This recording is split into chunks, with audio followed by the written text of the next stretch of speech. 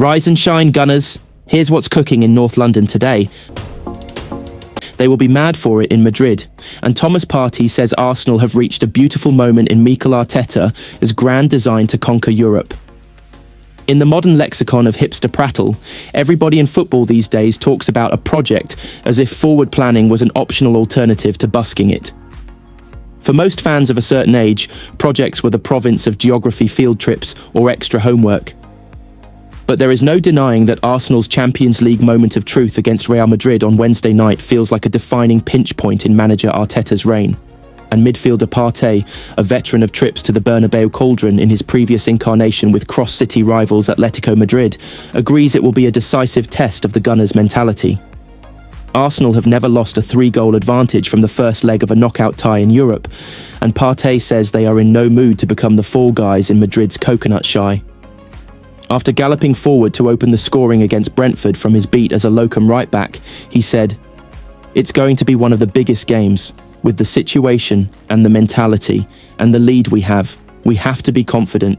We have to go there and play our game and try to win. It's not going to be easy. We know how good they are and the quality they have from back to front. Every stadium is intimidating when you are not at your best, but we know what we have to do. Stick or twist."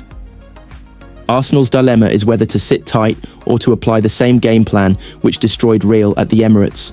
Partey, who has won 3 of his 14 encounters with Real for Atletico and Arsenal, was fortified by the bravado of his 4th goal of the season, shrugging, "Well, I don't think it's tricky. If we are confident with our game, we play our game. It's not going to be something different. It's a beautiful moment in the Arsenal project, and a moment that every player wants to be part of. I'm really happy to be part of it." To beat Real 3-0 and play them off the park was a statement that Arsenal are ready to move up to the next level. They have missed the boat 3 years running in the title race, Partey said. "Well, I think the first leg was the first half of it. We know it's not going to be easy. They have some of the best players in the world, but anytime we play our game, we are the best in the world. No disrespect to Brentford or Lord Mayors, but for Arsenal, a dreary 1-1 draw after demolishing one of world football's aristocrats was never going to cut it. The Bees deserved Yoane Wissa's equaliser, his 16th goal of the season. But apart from semi-automated VAR making its debut to scrub out Kieran Tierney's first-half header for offside, and Arteta's slanging match with opposite number Thomas Frank after Christian Norgaard's poor tackle on Gabriel Martinelli, there wasn't enough incident to fill a postcard. On the other hand, the Arsenal project takes off in Madrid this week. Gunners fans will be hanging their postcards in the Tate Gallery, one of Tate That's greatest hits. Real Madrid won't be signing William Saliba until 2026, apparently, which is good of them. Florentino Perez must have missed the Frenchman, confirming only last month that he wants to become an Arsenal legend. If Mikel Arteta and his players needed more proof of how much damage they inflicted on the egos of Jude Bellingham and his Madridista mates last Tuesday night, then reports from Spain that Perez has made it his mission to snatch Saliba away in a couple of years suggest the European champions are rattled all the way down to their white cotton socks. The real president is still an obsessive collector of Galacticos, and as far as he's concerned, everyone has their price. It says much that the player Madrid have targeted for a well-timed charm offensive is the French defender who made his close pal Kylian Mbappe look like a journeyman last Tuesday night. To have any hope of overturning a daunting deficit in Wednesday night's Champions League return, the European champions will have to stop Bukayo Saka and Gabriel Martinelli running riot once again. Carlo Ancelotti has also got to find a way to deal with Martin Odegaard's invention, Thomas Partey's industry, and Declan Rice's free kicks.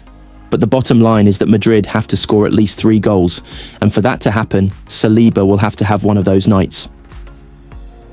Forget this result. The Premier League title race was already done and dusted before Yoane Wissa hooked home a Brentford equaliser to cancel out Partey's rampaging opener.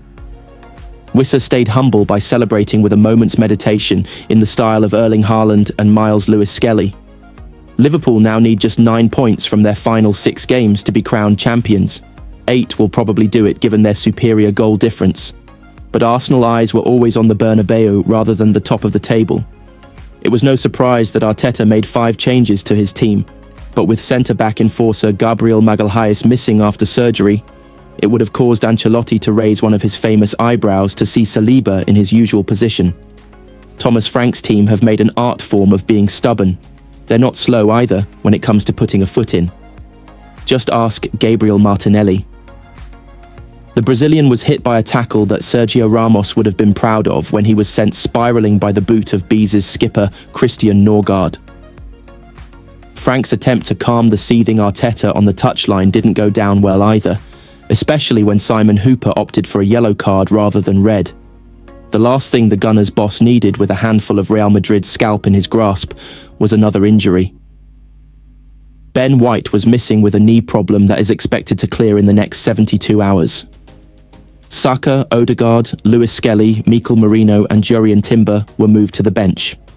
Arteta was preparing to bring the first three on after an hour when Rice and Partey showed they've got plenty of strings to their bow. Frank will be furious about how his men were exposed by a counter-attack from their own corner. But David Raya's throw found Rice, and he galloped fully 70 yards before inviting Partey to slam a shot into the roof of Mark Flecken's net with the perfect pass.